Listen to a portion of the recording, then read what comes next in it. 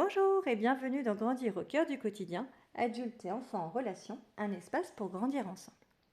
Une question qu'on se pose quand on est parent et bien sûr professionnel de la petite enfance, est-ce que je fais bien?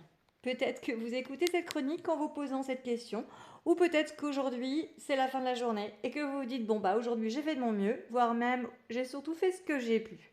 Et en fait c'est déjà beaucoup. Que vous soyez parent ou professionnel de la petite enfance, cette question qui revient, elle peut arriver le matin ou parfois elle surgit après une phrase qu'on n'avait pas du tout prévu de dire.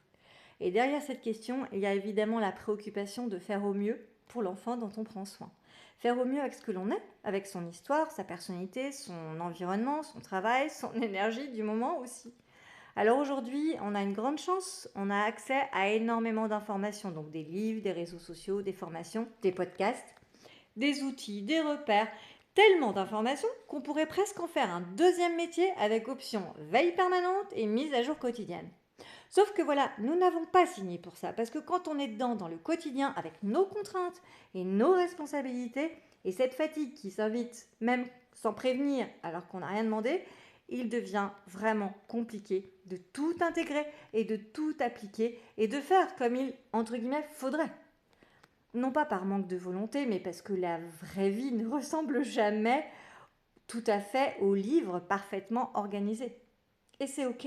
Chaque parent, chaque enfant, chaque professionnel, tout le monde est différent. Donc chaque relation se construit dans un contexte unique, avec ses ressources et ses limites. Alors forcément, une question finit aussi par apparaître. Est-ce que je dois être un adulte parfait pour répondre correctement aux besoins d'un enfant? Un adulte toujours calme, toujours patient et disponible, même à 18h42, un jeudi soir, quand il reste encore le repas, le bain et la fin de journée à traverser? Ouh là là.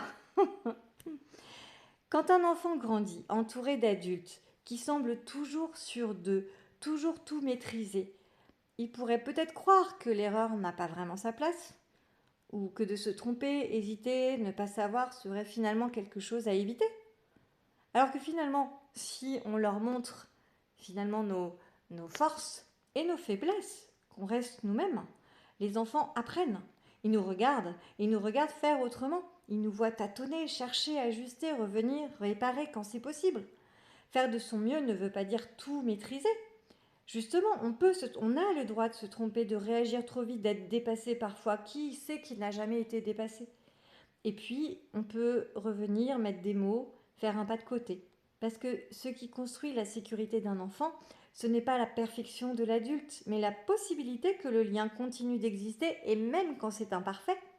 Et quand les émotions sont entendues, le lien se renforce. Donc je pense, je ne sais pas votre avis, mais n'hésitons pas à être vrai, à être nous-mêmes.